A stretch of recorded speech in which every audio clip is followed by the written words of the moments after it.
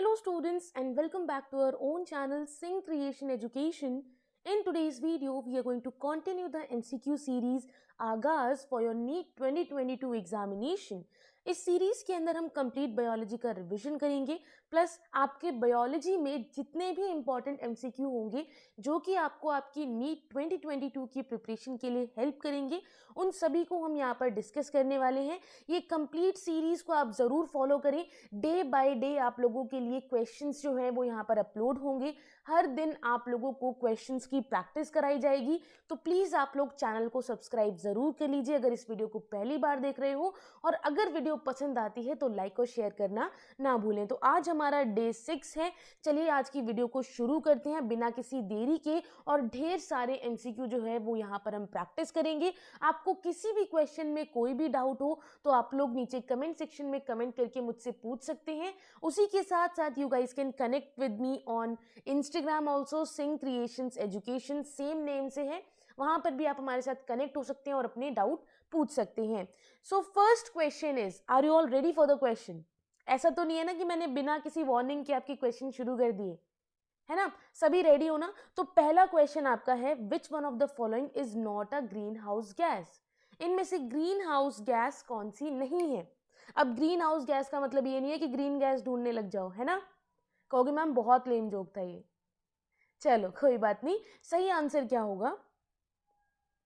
NO2। ठीक है, nitrogen dioxide जो है आपका यहाँ पर ग्रीन हाउस गैस नहीं है।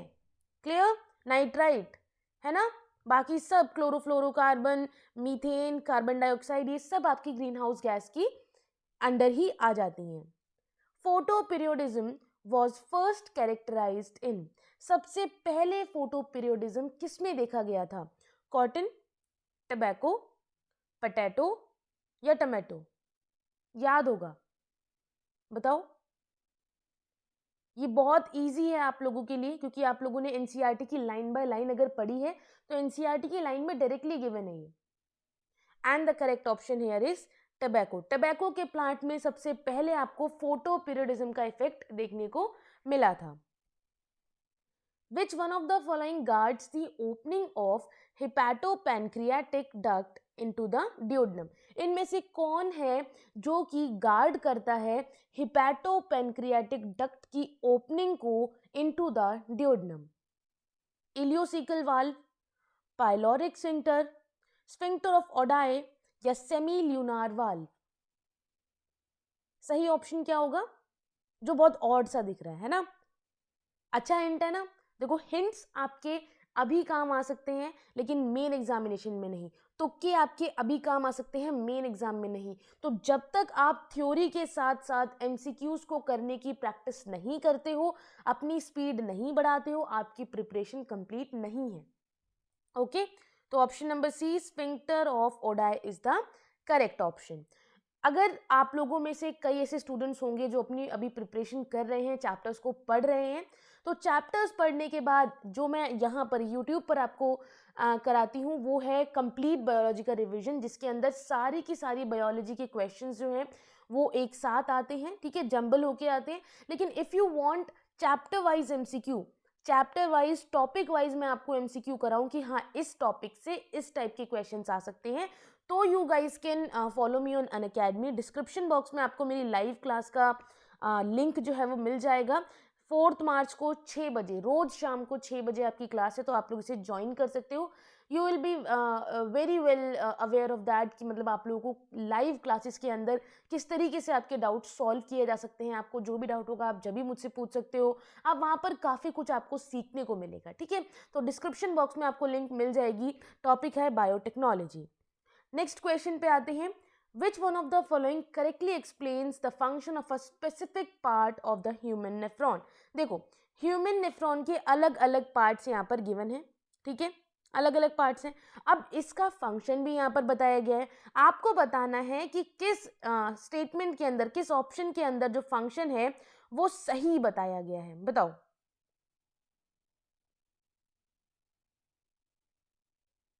बताओ भाई। Which one of the following correctly explains the function, specific part है उसका बिल्कुल करेक्ट फंक्शन किस ऑप्शन में लिखा हुआ है? And the correct option here will be option number A, podocytes का फंक्शन बिल्कुल सही है, दैट इट क्रिएट, ये क्रिएट करती है बहुत छोटे छोटे पोर्स, ठीक है, स्पेस को क्रिएट करती है ताकि ब्लड का फिल्ट्रेशन हो सके into the Bowman's capsule. Okay, ये करेक्ट एक्सप्लेनेशन है, करेक्ट फंक्शन है of podocyte which is a part of human nephron. Lungs do not collapse, lungs जो हैं वो कोलैप्स नहीं करते हैं between breath and some air always remain in the lungs which can never be expelled. देखो, lungs के अंदर हमेशा, चाहे आप लोगों ने ब्रीद आउट कर दिया है तब भी लंग्स के अंदर एक स्पेसिफिक अमाउंट ऑफ एयर रहता है, ठीक है, वो कभी भी आप एक्सपायर नहीं कर सकते हो। वाई? वो कोलैप्स लंग्स क्यों नहीं होते हैं? क्या ऑप्शन सही होगा यहाँ पर? And the correct option here will be option number B, because there is a negative intrapleural pressure pulling at the lungs wall. Lung की जो वॉल है ना उसके अगेंस्ट एक प्रेशर अप्लाई हो रहा है जिसकी वजह से लंग्स कोलैप्स होने से बचते हैं, ठीक है। जिस डायरेक्शन में आप ब्रीद आउट कर रहे हो उसकी उसके अगेंस्ट में एक प्रेशर अप्लाई होता है लंग्स की वॉल पर, जिसे हम कहेंगे नेगेटिव इंट्राप्लूरल प्रेशर, जो कि पुल करते हैं लंग की वॉल को बाहर की तरफ ताकि आपके लंग्स जो है वो कोलैप्स ना हो, ठीक है। Which part of the human ear plays no role in hearing as such but otherwise very much required? यानी कि इनमें से कौन सा पार्ट है ह्यूमन का जो कि सुनने में तो कोई काम नहीं करता है। ईयर का क्या काम है? सुनना, है ना। वो सुनने में कोई काम नहीं होता है लेकिन उसकी जरूरत बहुत होती है। बताओ कौन सा पार्ट होगा? Vestibular apparatus. एक अपैरेटस की तरह ही रहता है बट ये कोई रोल प्ले नहीं करता है, इसका कोई मैसिव रोल नहीं है हियरिंग के अंदर, ठीक है। विच of the following is not included in the respiratory membrane? Respiratory membrane के अंदर इनमें से कौन है जो कि नहीं कंसिडर किया जाएगा? And the correct option here will be option number C, alveolar cavity, ठीक है। एल्वियोलर कैविटी, एल्वियोलर कैविटी आपकी रेस्पिरेटरी मेम्ब्रेन के अंडर नहीं आती है। और मैं हमेशा आप लोगों को एक चीज़ समझाती हूँ जो आई डोंट नो आप लोग कितना ध्यान देते हो, मगर मेरी तरफ से आप लोगों को एक एडवाइस हमेशा होती है कि जब भी आप लोग किसी भी एमसीक्यू को करो जिसमें ये लिखा हो कि भाई ट्रू कौन सी स्टेटमेंट है, फॉल्स कौन सा स्टेटमेंट है, किसके बारे में सही लिखा गया है, किसके बारे में गलत लिखा गया है, ऐसे जो क्वेश्चंस होते हैं ना, जैसे यहाँ पर कहा गया था कि भाई रेस्पिरेटरी मेम्ब्रेन का पार्ट क्या नहीं है, लेकिन बाकी के जो 3 ऑप्शन है वो तो रेस्पिरेटरी मेम्ब्रेन के पार्ट हुए ना। इससे आपको क्या पता लगा कि रेस्पिरेटरी मेम्ब्रेन पे कुछ ऐसे क्वेश्चन बनते हैं और आपको आंसर भी पता लग गया कि भाई ये बाकी के 3 जो हैं ये किस में आ जाएंगे? रेस्पिरेटरी मेम्ब्रेन के अंदर आ जाएंगे, है ना। तो कल को अगर आपसे क्वेश्चन पूछ लिया जाता है, ऑड वन आउट का क्वेश्चन पूछा जाता है, आपसे कहा जाता है कि इनमें से क्या रेस्पिरेटरी मेम्ब्रेन का पार्ट होगा, तो अगर आपको इन तीनों में से कोई एक दिखता है तो आप उसको टिक कर दोगे, आपका आंसर सही हो जाएगा। तो इसलिए बाकी ऑप्शंस पे भी ध्यान दिया करो, ठीक है, पूरा क्वेश्चन पढ़ा करो। Bundle of His is a part of which one of the following organs in human? Bundle of his किसका पार्ट है, किस ऑर्गन का पार्ट है? ह्यूमंस की बात हो रही है, ह्यूमन फिजियो का क्वेश्चन है ये। And the correct option here will be option number B, His heart, ठीक है। Bundle of His is a part of heart. The enzyme that is not present in the succus entericus is? कौन सा enzyme present नहीं होगा success एंटायरिकस में? बताओ। Option number B, न्यूक्लियेजेस, ठीक है, एक second, option number B nucleases. 10th question पे आ जाते हैं। अब तक कितना मार्क्स हुआ आपका? कितने मार्क्स आप लोगों ने स्कोर किए अब तक? 10 आउट ऑफ, और जो आपके रॉन्ग स्टेटमेंट्स हैं मतलब रॉन्ग क्वेश्चंस हैं उसका आप -1 कर लो। कितने मार्क्स? जल्दी से कमेंट करके मुझे बताओ, जल्दी से कमेंट करके बताओ, फिर हम आगे बढ़ते हैं। चलो बहुत बढ़िया, बढ़े आगे। विच of the following does not favour the formation of large quantities of dilute urine? इनमें से कौन है जो कि डाइल्यूट यूरिन बनने में, लार्ज क्वांटिटी में बनने में हेल्प नहीं करेगा? Correct option, option number C, renin. The correct option here will be option number C, renin. ठीक है, रैमन बहुत चल रहा है आजकल, कोरियन नूडल्स, है ना? कितनों को पसंद है? कह रहे हो मैम पढ़ाई के बीच में खाने की बात मत करो वरना वीडियो छोड़कर चले जाएंगे खाना खाने, है ना? ऐसे नहीं करना, पूरे क्वेश्चंस करना, उसके बाद खाओ आराम से, सेटिस्फैक्शन मिलेगी, थोड़ा सा प्रोडक्टिव लगेगा कि हाँ मैंने कुछ पढ़ा है, मैंने कुछ क्वेश्चंस किए, फिर खाने का जो टेस्ट है ना वो 10 टाइम्स बेटर आएगा, ट्रस्ट में, है ना? चल, gene regulation governing lactose operon यानी कि lac operon of E coli that involves the lac I gene product is, बताओ. 3 होते हैं ना लैक ओपेरॉन में, Z, Y, A, 3 जीन होते हैं, ठीक है? तो लैक आई जो है उसका मेन काम क्या है यहां पर? क्या होगा? ऑप्शन नंबर बी, नेगेटिव और इंड्यूसिबल होता है. ठीक है, ये इंड्यूस करता है, ये इंड्यूस करेगा रिप्रेसर को. ठीक है, लैक रिप्रेसर आप इसे कह सकते हो. Which one of the following drugs changes a person's behavior, thoughts and feelings or perception without any actual sensory stimulus? बताओ. Exactly, LADA, lysergic acid diethylamide. ये एक expected question है, ठीक है? ये अवेयरनेस के ऊपर क्वेश्चन है, ये बहुत इंपॉर्टेंट क्वेश्चंस में से एक है, तो इसको भूलना मत. The members of class chondrocytes have, आपको क्लास बता दी गई है, आपको कहा गया इसकी कैरेक्टरिस्टिक्स बताओ. क्या होंगे इसकी कैरेक्टरिस्टिक्स? पढ़ा है एनिमल किंगडम, एक क्वेश्चन तो पक्का है वहां से, एनिमल किंगडम पढ़ा है, तो ये वो क्वेश्चन आ गया. बताओ अब. Correct option, option number A, gill slits are separate, gill slits separate होते हैं and they are present without operculum. कहोगे मैम आपने तो पूरा छुपा दिया. लो, without operculum. Cells of which of the following region of root, root के किस रीजन के सेल जो होते हैं उनमें एनलार्जमेंट होता है, बड़े होते हैं बट बहुत रैपिड रेट पर, रैपिडली एनलार्जमेंट होगा, और वही रिस्पॉन्सिबल होते हैं for the growth of the root in length. बिल्कुल एनलार्ज हो रहे हैं मतलब लेंथ बढ़ रही है, तो रूट की लेंथ को बढ़ाने में हेल्प करेंगे. Correct option, option number B, elongate होना, इलोंगेशन रीजन. ठीक है, सिंपल था ये तो. चलो, succession stages that occur in an aquatic habitat are called. कौन सा ऑप्शन सही होगा? एक्वाटिक हैबिटेट में अगर अडेप्टिव नेचर अगर किसी ऑर्गेनिज्म का आ जाता है तो उसको हम क्या कहेंगे? क्या सक्सेशन स्टेज होगी वो? Option number C, hydrosere. ठीक है, लैंड पे होती तो लिथोसियर. क्लियर है? डेजर्ट में होती है जीरोसियर, है ना? इस तरीके से आपको चीजें याद रखनी होंगी. The test tube baby programme employs which of the following technique. जो test tube baby programme start किया गया है उसमें किस टेक्निक को अपनाया जाता है? ICST, GIFT, IUI या ZIFT? पढ़ा होगा आपने, और याद रखना इनकी फुल फॉर्म्स भी आपके लिए एज अ क्वेश्चन आ सकती हैं. ठीक है, तो ये नहीं है सिर्फ शॉर्ट फॉर्म याद करके जा रहे हो, फुल फॉर्म्स भी या तो कहीं लिख लो, पेस्ट कर लो कहीं पर, पूरा टाइम उन्हें पढ़ो, जैसे पीरियोडिक टेबल को पढ़ते हैं ना वैसे पढ़ो, लेकिन इंपॉर्टेंट है फुल फॉर्म्स भी.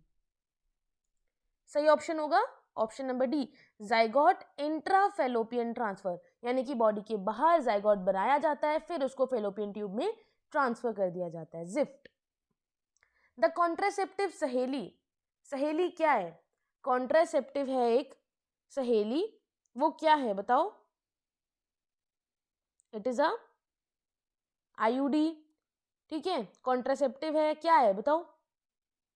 सही ऑप्शन क्या होगा? Exactly, option number C, it blocks the oestrogen, यानी कि आपको इसका काम बता दिया गया है सहेली का. याद रखना अगर आप लोगों ने चैप्टर में नहीं पढ़ा है तो अभी याद कर लो कि भाई सहेली एक कॉन्ट्रासेप्टिव है जिसका काम होता है कि वो ईस्ट्रोजन रिसेप्टर को ब्लॉक कर देती है यूट्रस के अंदर, और जिसकी वजह से अगर वो ब्लॉक कर देगी तो क्या होगा, एग्स जो हैं वो इम्प्लांट नहीं हो पाएंगे। ईस्ट्रोजन को रिसेप्टर को अगर इसने रोक दिया एक तरीके से तो ईस्ट्रोजन प्रोड्यूस होता जाएगा, है ना, होता जाएगा नहीं होता जाएगा, और एग्स जो है इम्प्लांट नहीं हो पाएंगे क्योंकि वहां प्रोजेस्टेरोन की जरूरत है। Clear? In human female the blastocyst, human female में ब्लास्टोसिस्ट क्या फॉर्म करता है, बताओ। In human female the blastocyst, option number D, gets implanted in endometrium by the trophoblast cell। Human female में ब्लास्टोसिस्ट जो है वो इम्प्लांट हो जाता है in endometrium by the which cell, trophoblast cell. ठीक है। Diseases that severely affected the population during Bangladesh war and Ethiopian drought of mid 80s is, किस डिजीज ने इस तरीके का कोहराम मचाया था, बताओ। Correct option, option number C, protein energy malnutrition. ठीक है। Next, the shared terminal duct, देखो ह्यूमन मेल में टर्मिनल डक्ट, ठीक है, रिप्रोडक्शन का reproductive duct and urinary system, ये दोनों ही शेयर्ड होते हैं, एक ही पार्ट होगा। ठीक है। तो अब उसे हम क्या कहेंगे, उस डक्ट को हम क्या कहते हैं जो कि रिप्रोडक्टिव गट भी रिप्रोडक्टिव डक्ट भी है और यूरिनरी सिस्टम भी है, बताओ। And the correct option is, correct option here is urethra. ठीक है। बोथ फंक्शंस होते हैं इसके, रिप्रोडक्टिव सिस्टम का भी यूरिनरी सिस्टम का भी। ठीक है। The H zone in the skeletal muscle fibre is due to, 20 question हो चुके हैं, किसी को कोई डाउट है तो नीचे कमेंट सेक्शन में कमेंट करके आप अपना डाउट पूछ सकते हो। ठीक है। The H zone in the skeletal muscle fibre is due to, जो एच जोन है स्केलेटल मसल फाइबर में, इट इज ड्यू टू, बताओ किस वजह से बनता है ये। ऑप्शन नंबर सी, बिकॉज जो सेंट्रल गैप होता है एक्टिन फिलामेंट्स के बीच में वो एक्सटेंड हो जाता है। वाई? बिकॉज मायोसिन फिलामेंट जो है वो ए बैंड के बीच में प्रेजेंट हैं, जिनकी वजह से there is a extension in the actin filaments, और जब एक्टिन फिलामेंट्स बढ़ रहे हैं तो सेंट्रल गैप भी इंक्रीज हो जाएगा। ठीक है। Cells that secrete histamine, serotonin, heparin are, histamine को, सेरोटोनिन को और हेपेरिन को सिक्रीट करने वाले सेल कौन से होते हैं, सारी चीजें सिक्रीट कर रहे हैं, बेसिक चीजें सिक्रीट कर रहे हैं, बेसोफिल।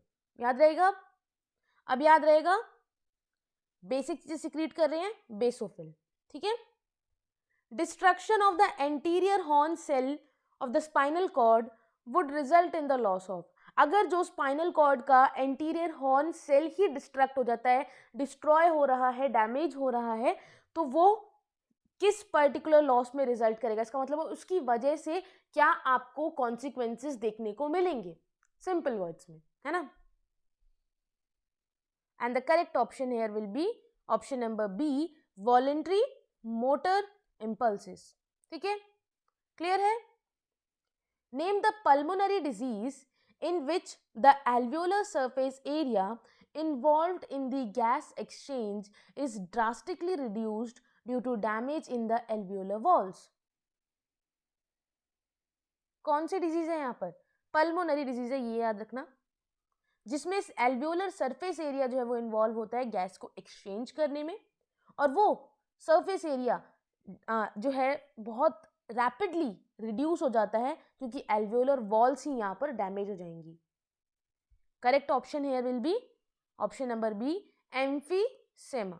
ठीक है, ये डिजीज है जिसके अंदर आपके पास ना, देखो क्वेश्चन ऐसे नहीं आएगा डायरेक्टली, हो सकता है आ जाए, हो सकता है ना आए, कोई भी क्वेश्चन है उसको मैं एक्सप्लेन क्यों कर रही हूँ, वापस रिपीट क्यों कर रही हूँ, क्योंकि हो सकता है आपसे पूछा जाए एम्फीसेमा एक पल्मोनरी डिजीज है जिसमें कि गैस एक्सचेंज के लिए, जो इसका नाम आपको नहीं बताएंगे, जो पर्टिकुलर चीज़ इन्वॉल्व होती है वो डैमेज हो जाती है। अब आपसे पूछा जाएगा क्या इन्वॉल्व होता है, अलग अलग पार्ट्स दे दिए जाएंगे और आप तुरंत आंसर कर दोगे कि एल्वियोलर सरफेस, एल्वियोलर वॉल्स, है ना।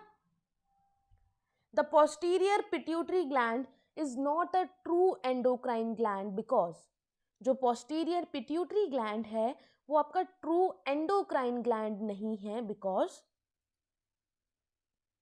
करेक्ट ऑप्शन क्या होगा, because it only stores and release hormone, क्योंकि ये सिर्फ स्टोर करता है और रिलीज करता है हार्मोन्स का।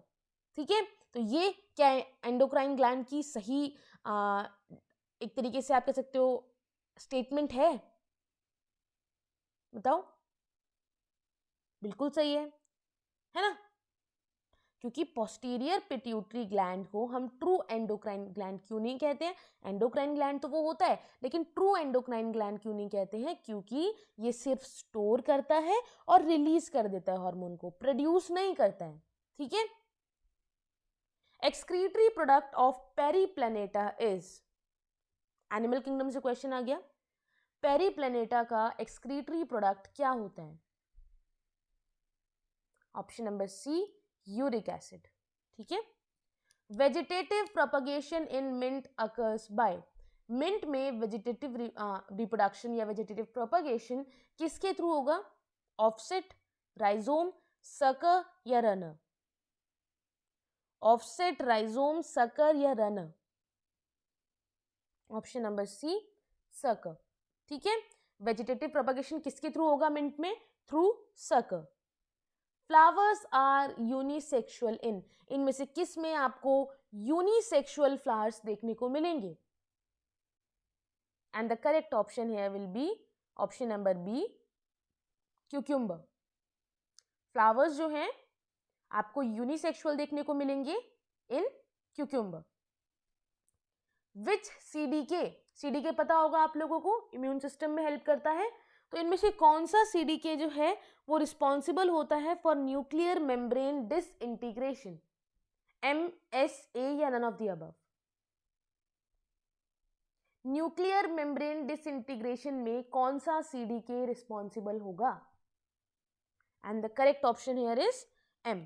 ठीक है, N for nuclear, M for membrane. Nuclear membrane को, M फॉर मेम्ब्रेन है ना, तो मेम्ब्रेन को डिसइंटीग्रेट करने वाला M फॉर MCDK। ठीक है, the coconut water from tender coconut represent, coconut में से जो कोकोनट वाटर आपको मिलता है जिसको आप सब बड़े आराम से पीते हो वो एक्चुअल में क्या है, free nuclear endosperm, endocarp, fleshy mesocarp या फ्री न्यूक्लियर प्रो एम्ब्रियो। जो कोकोनट वाटर प्रेजेंट होता है कोकोनट में वो क्या है एक्चुअल में, आप तो उसे कोकोनट वाटर बोलते हो but is it actually coconut water, it is actually free nuclear endosperm. ठीक है, क्लियर, पता लगा।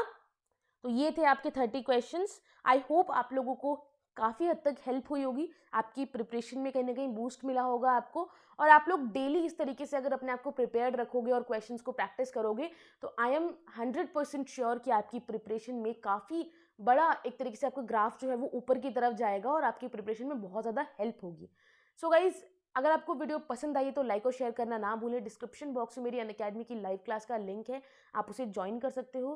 प्लस अगर आप लोगों को कोई भी डाउट है तो नीचे कमेंट सेक्शन में कमेंट करके आप पूछ सकते हो। I will try my best कि आपका डाउट क्लियर करें। मिलते हैं कल नेक्स्ट डे की वीडियो के साथ जिसके अंदर हम आगे के कई क्वेश्चंस को सॉल्व करने वाले हैं। So guys, with that said, thank you so much, have a good day, bye bye.